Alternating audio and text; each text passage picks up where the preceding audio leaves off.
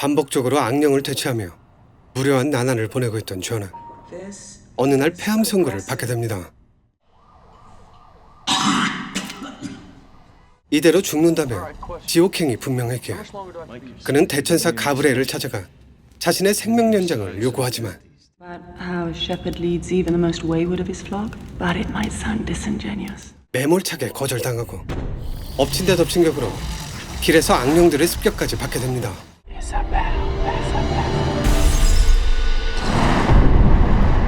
한편 비록 꿈이었지만 동생의 죽음을 생생하게 목격했던 안젤라, 이 일로 인해 콘스탄틴을 찾아가는데 냉담하기 그지없는 그의 반응에 그대로 발걸음을 돌립니다.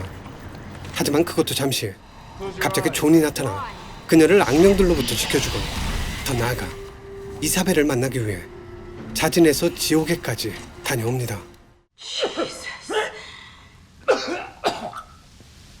상황은 생각보다 훨씬 더 심각한 상태였습니다. 천사와 악마는 인간계에 개입할 수 없다는 룰. 사탄의 아들 마모는 그걸 깨려 했고, 그러기 위해선 영매가 필요했기에 어릴 때부터 악령을 보던 안젤라와 이사벨 둘을 타겟으로 삼았던 겁니다. 그래서 이사벨이 희생을 당했던 거고요.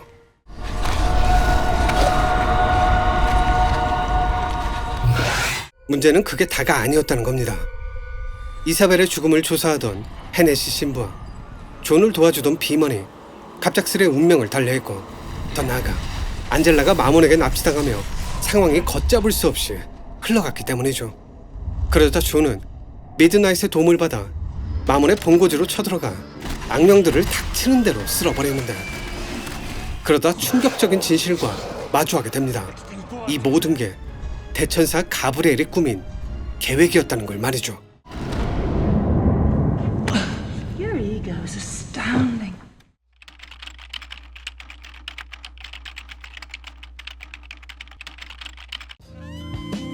영화는 프랜시스 로렌스 감독의 작품입니다. 그는 영화 감독으로 데뷔 전 브리트니 스피어스, 데스티니 차일드, 에어로스미스, 제니퍼 로페즈, 윈니 휴스턴, 제이지 등등 수많은 뮤지션들과 함께 작업하며 수차례의 MTV 뮤직비디오 감독상과 뮤직비디오 제작협회의 올해의 감독상, 최고의 남자 가수 뮤직비디오상, 라틴 그래미상 등을 휩쓸며 뮤직비디오 업계를 평정한 상태였습니다. 쉽게 말해 뮤직비디오 감독으론 이룰 거 다 이루고 영화판에 뛰어든 셈인데, 그래서 이제 그는 첫 영화에 자신의 장점들을 모두 다 쏟아부었습니다. 마치 뮤직비디오처럼 한순간도 지루할 틈이 없는 컷 전환과 강력한 영상미로 무장한 콘스탄틴이 바로 그의 첫 데뷔작이었죠.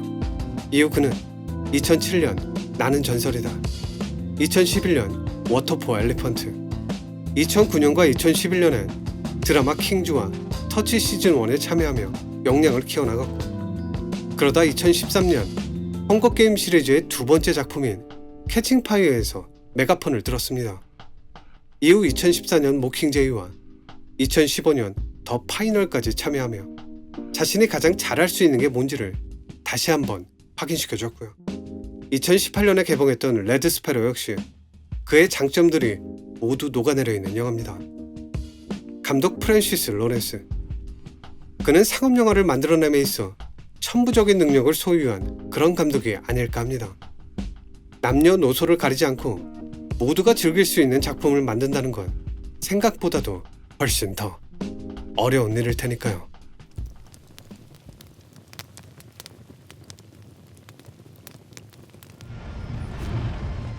존은 등장신부터 자신의 처지를 함축적으로 보여주고 있었습니다.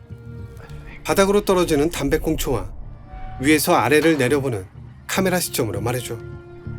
다 타버리고 버려진 담배꽁초, 그리고 그을린 타르처럼 검은 옷을 입고 저 아래 바닥에 서 있는 존 콘스탄틴. 이건 감독이 의도적으로 배치해놓은 장치라고 봐야 합니다. 존의 처지가 바닥에 떨어진 담배꽁초와 다르지 않다는 걸 보여주기 위한 그런 장치. 또 영화 중반부에 나왔던 거미에게 화풀이를 하던 장면 역시 그의 처지를 상징적으로 나타내는 씬이었고요. 이 장면 직전까지 존 콘스탄틴의 행보를 살펴보면 일단 폐암 선고를 받았고, This is aggressive. 대천사 가브리엘에게 조롱을 당했고 You're fucked. 그렇게 집에 돌아가는 길에 생각지도 못했던 봉변을 당했습니다.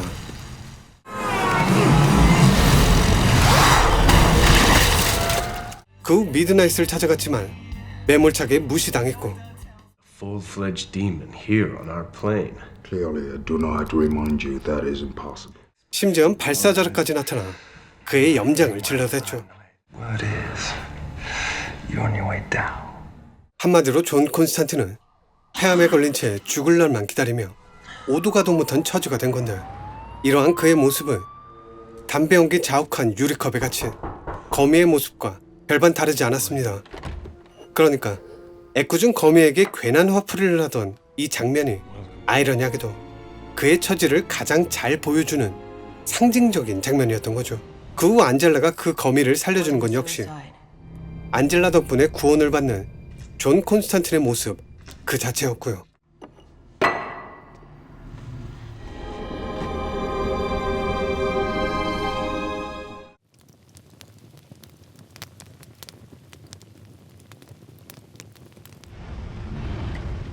체즈 또한 그의 운명을 미리 예고하고 있었습니다.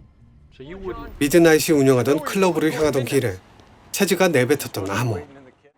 It's a bear though, right? Or two ducks in a cloud? 구름 위의 오리.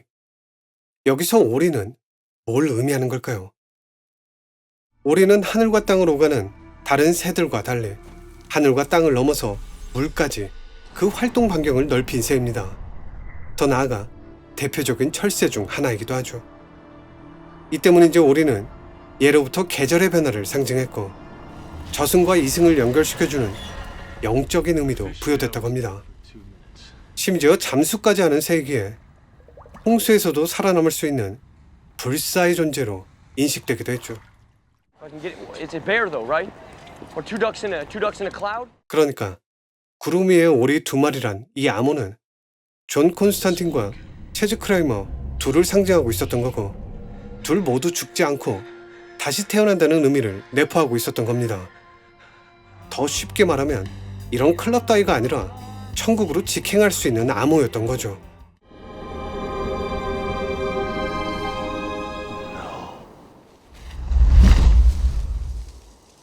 그리고 영화 속엔 이와 관련된 단서가 두 장면 더 존재합니다.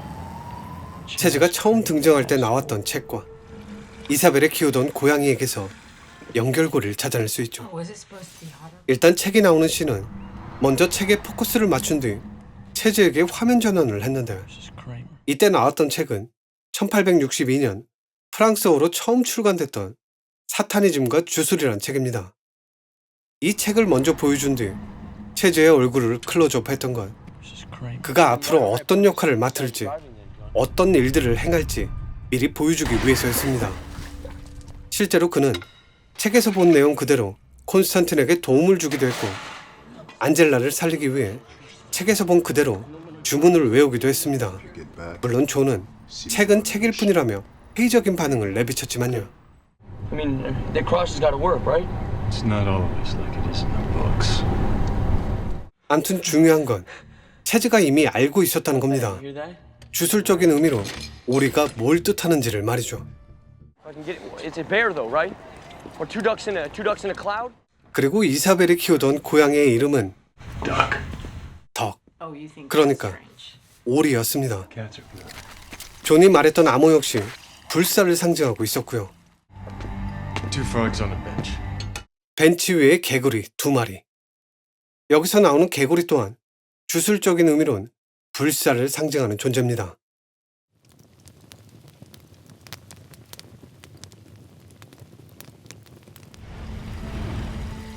녹색 유리창에 비치던 안젤라의 실루엣. 여기엔 어떤 의미가 담겨 있을까요? 이건 아마도 페리도트라는 8월의 탄생석과 이어져 있지 않나 싶습니다. 주위가 어두울 때 가장 아름다운 보석인 페리도트. 그 때문인지 사람들은 예전부터 페리도트에 여러 가지 의미를 부여하기 시작했는데 그중 가장 대표적인 게 어두운 세상을 밝게 비추고 악마들을 물리치는 힘을 지녔다는 그런 믿음이었습니다. 그러니까 이걸 지니고 있으면 악령으로부터 자신을 지켜낼 수 있다고 생각한 거죠. 참고로 페리도트는 바로크 시대 성직자들 사이에서도 유행했다고 합니다. 헤네시 신부가 목걸이에 집착을 했던 건 그러한 연관성을 보여주는 장면이라 생각하고요. 물론 헤네시 신부의 목걸이는 페리도트가 아니었지만요. 결과적으로 안젤란 마몬으로부터 자신을 지켜냈고 가브리엘의 계획도 막아냈습니다.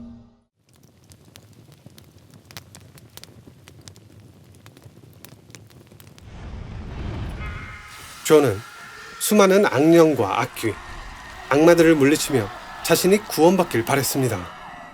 Pulling demons out of little girls. Who's that for? 그리고 가브리엘은 그런 그를 비웃으며 가당치도 않은 꿈이라고 일축했죠. Everything you've ever done, you've only ever done for yourself. To earn your way back into his good graces. 그녀가 그렇게 말했던 건 다른 계획이 있었기 때문입니다. 회개만 하면 모든 죄가 사해지는 상황. 그 상황을 이용해 먹는 인간들이 마땅치 않았기에 그녀는 악마가 지배하는 세상을 만들려 했습니다. 그리고는 그걸 견뎌낸 사람에게만 구원을 허락할 생각이었죠. 하지만 그녀의 계획은 완성 직전 무너져 버렸고 더 나아가 천사의 날개를 잃고 아예 지위까지 박탈당해 버렸는데 여기서 드는 한 가지 의문점. 존은 갑자기 왜 본인 대신 이사벨의 구원을 빌었던 걸까요? 그걸 알기 위해선 이 장면을 기준으로 전후의 상황을 분리해서 봐야 합니다. 일단 존이 기도하기 이전의 상황들을 먼저 살펴보죠.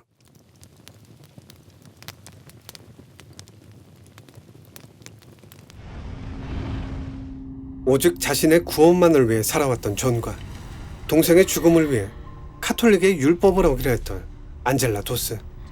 이런 둘의 모습은 오늘날 종교인들의 모습과 어딘가 많이 닮아 있습니다. 규율이나 율법, 진실한 믿음, 자신이 믿는 신에 대한 사랑과 섬김은 내팽개치고 오로지 나 또는 내 가족만을 위해 기도하고 구원을 바라죠. 그건 카톨릭이나 개신교를 가리지 않고 모두에게 해당되는 현상이 아닐까 합니다. 지극히도 개인적이고 이기적인 내용으로 기도를 하는 건 그들이 신을 믿기 때문일까요? 아님 자신들의 영달을 위해 신을 이용하고 있는 걸까요? 가브리엘이 인간들을 보고 회의감을 느꼈던 건 어찌 보면 당연한 일이 아니었을까요? 체즈를 죽이고 난 뒤에 가브리엘이 내뱉었던 말을 잘 들어보면 그녀의 입장도 충분히 이해가 갑니다. 너흰 크나큰 은총을 받았어. 주의 죄사함을 받을 수 있는 은총. 살인마든 강간범이든 회개만 하면 주의 품에 안길 수 있지. 우주 만물 중 인간만이 그런 큰 특혜를 받았어. 그건 불공평해. 주의 사랑을 받으려면 그만한 자격을 갖춰야 해. 난 너희를 지켜봤어.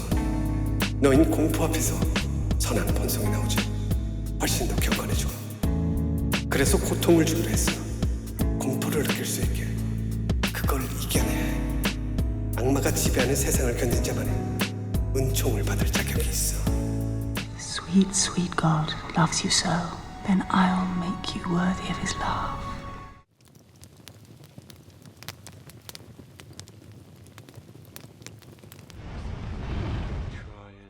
첫 번째 자살로 인해 저주를 받았던 존은 아이러니하게도 두 번째 자살 시도 세상에서 가장 아름다운 What the fuck을 남기고 구원을 받았습니다. 자신만을 위해 살아갔던 그가 처음으로 타인을 위한 희생을 했기 때문이죠. 후계자가 되고 싶다는 일념하에 집요할 정도로 존을 따르던 체즈 크레머 또한 중요한 순간 타인을 위해 헌신적인 행동을 한 후 신의 선택을 받았습니다. 그리고 안젤라 역시 동생을 구하려다 끔찍한 일을 당했지만 결과적으로 그녀도 새로운 삶을 살게 됐고요. 반면 신이 만든 룰을 지 맘에 들지 않는다고 해서 깨부수려 했던 가브리엘은 결정적인 순간 신에게 버림을 받았습니다. 전 여기에 아까 품었던 질문, 그러니까 존은 대체 왜 본인 대신 이사벨의 구원을 빌었던 걸까? 이에 대한 답이 있다고 생각합니다. 구원받는 자와 추락하는 자, 둘 사이에 애매하게 놓여있던 선의 위치. 존 콘스탄틴의 희생은 그걸 확실하게 그어주기 위한 장치였던 겁니다. 어떻게 해야 구원을 받을 수 있는지 말이죠. 동시에 가브리엘의 계획을 통해선 각자가 만들어낸 정의가 아무리 옳다고 한들 그건 어디까지나 개개인의 정의일 뿐 신의 뜻과는 아무런 상관이 없다는 걸 보여주고 있죠.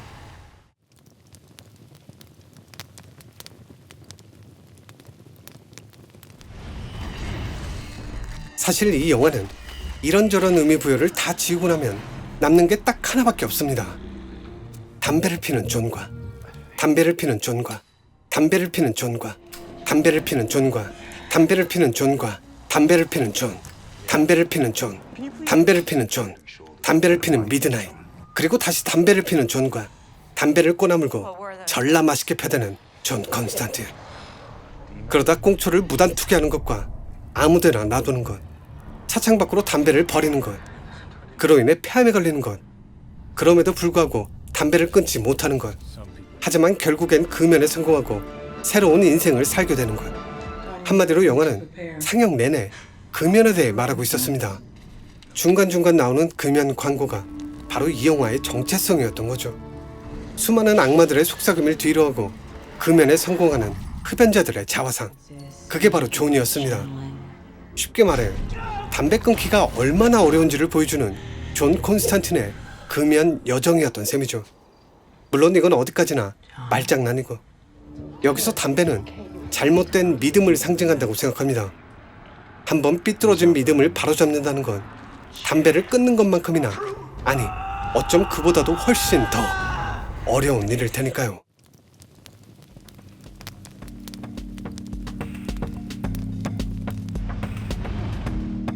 영화 속 천사와 악마는 이미지가 크게 다르지 않았습니다. 새하얀 옷을 입고 있는 것부터 인간들을 꺼리낌 없이 이용하고 희생시키는 것, 무엇보다 존 콘스탄틴을 바라보는 둘의 시선. 물론 깊이 파고 들어가면 자잘한 차이점이야 있겠지만 영화에선 천사와 악마가 마치 한 덩어리처럼 보이게까지 했습니다. 왜였을까요? 개인적으로는 이런 설정이 이 영화의 모든 걸 관통하는 가장 큰 주제와 맞닿아 있다고 생각합니다. 신이란 뭘까요? 믿음이란 뭘까요? 신을 믿는다는 건 어떤 의미가 담겨 있는 걸까요? 그리고 신을 믿는 사람 중에 타인을 위해 기도하는 사람이 과연 몇이나 될까요? 그들 중 상당수는 지극히도 개인적인 소망을 위해서만 신을 찾고 있는 게 아닐까요?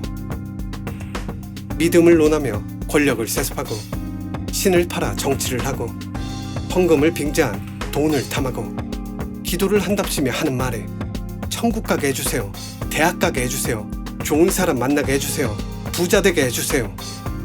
물론 가끔씩은 타인을 위해 기도를 하기도 하겠지만 대부분의 기도는 자신과 관련된 내용이 주를 이루는 게 사실입니다.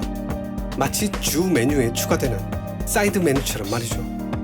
이렇게 말하면 신성모독이라며 불쾌함을 내비친다거나 나를 위해 기도하는 게 뭐가 잘못된 거냐고 화를 내는 사람들도 많습니다. 3년 전 이 리뷰를 처음 만들었을 때 그때 달렸던 댓글들을 보면 그렇게 생각하는 사람들의 비율이 정말 많았으니까요. 심지어 욕까지 해대면서. 전 다시 한번 그들에게 묻고 싶습니다. 그 불쾌함의 근원은 신 때문인가요? 아님 자기가 속한 집단의 이미지가 나빠져 본인에게 피해가 생길까봐인가요? 또는 믿음을 대하는 자신의 민낯을 마주하기 싫어서인가요? 그리고 당신이 믿는 건 신인가요? 신의 대리인을 자청한 종교 지도자인가요? 신을 믿고 있나요? 종교를 가지고 있나요? 그렇다면 이제부터라도 내가 아닌 도움이 필요한 사람들을 위해 두 손을 모아보는 게 어떨까요? You're willing to give up your life so she can go to heaven. 실은 말고요. 영화 콘스탄틴이었습니다.